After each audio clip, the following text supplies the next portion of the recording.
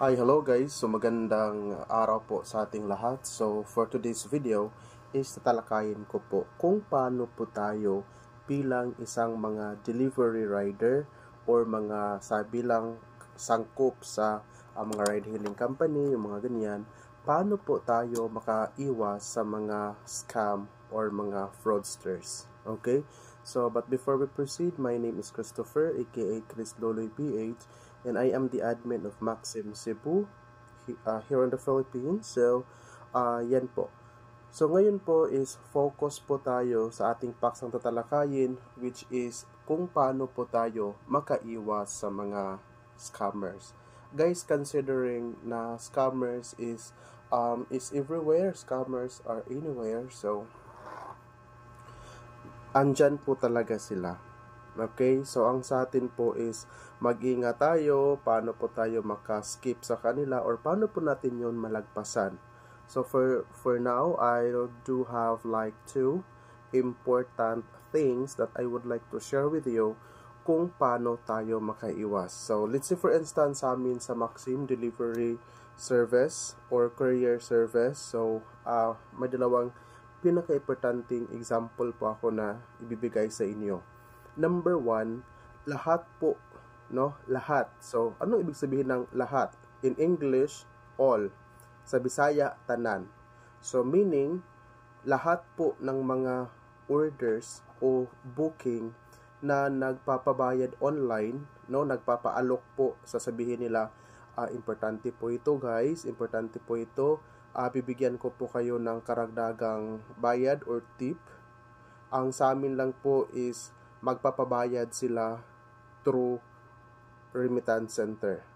Uulitin ko po nang sa ganun malinaw po para sa lahat is lahat po ng mga booking o lahat po ng mga transaction na yung kahantungan is pinapabayad tayo sa pamamagitan ng QR code or reference number. So yun po yung mga hint natin, yung mga clue natin, yung mga palatandaan natin or kumbaga red flag na that transaction are actually scam. So, common things are, number one, they will be pretending as Maxim admin. So, probably whoever the manager sa cities ninyo is they will be using the name of that specific manager.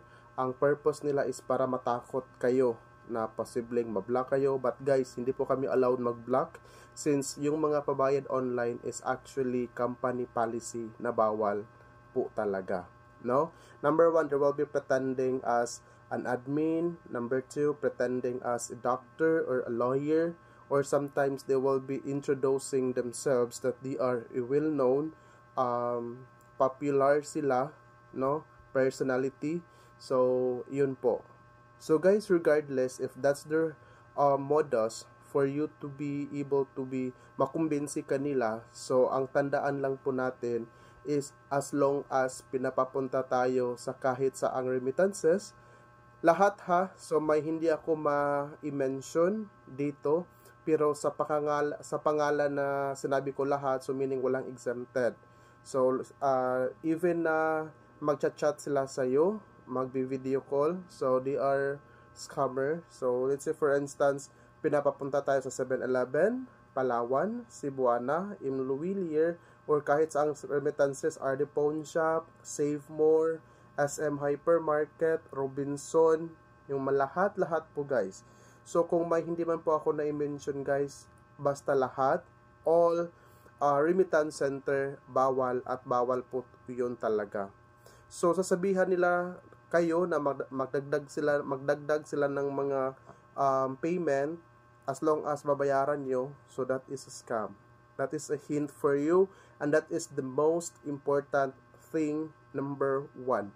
Number two, hindi man ganun na bawal siya, but we must be sensitive sa mga transaction na ating ini-execute, especially for orders na mga CODs.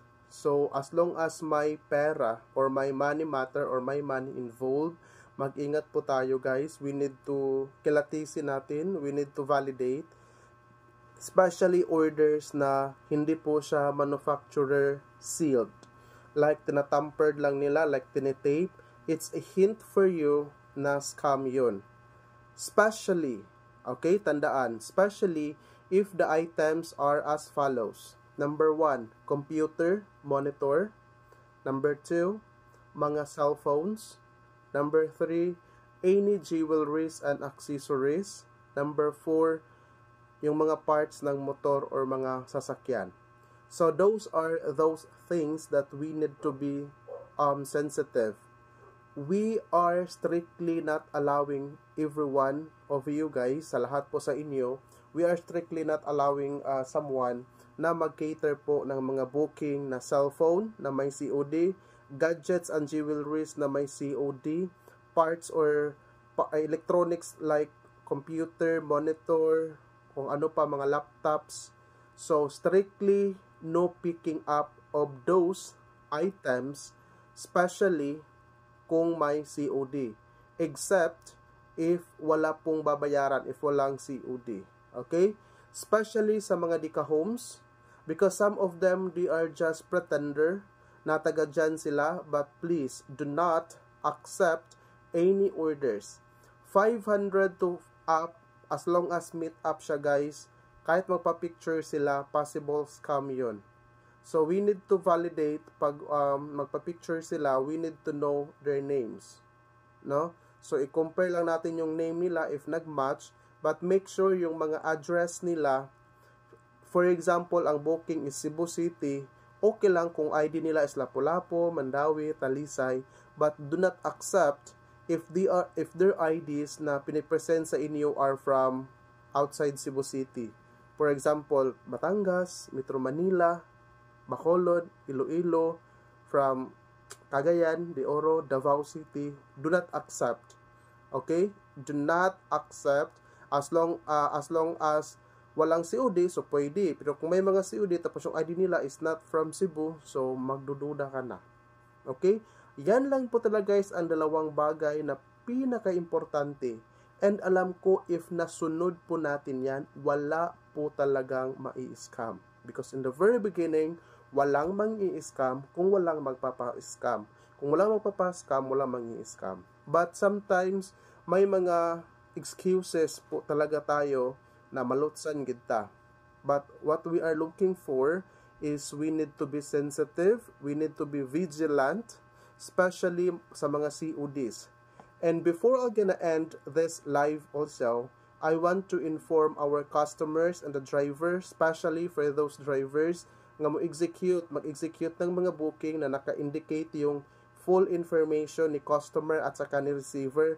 Unahin nyo pong tawagan si receiver na hindi po magsisend ng any cash or any payment through online because tendency there are some divers na ini-screenshot lang yung information tapos magpapapretend na they are the driver assigned, or sometimes they will be pretending that they are the seller of that specific account.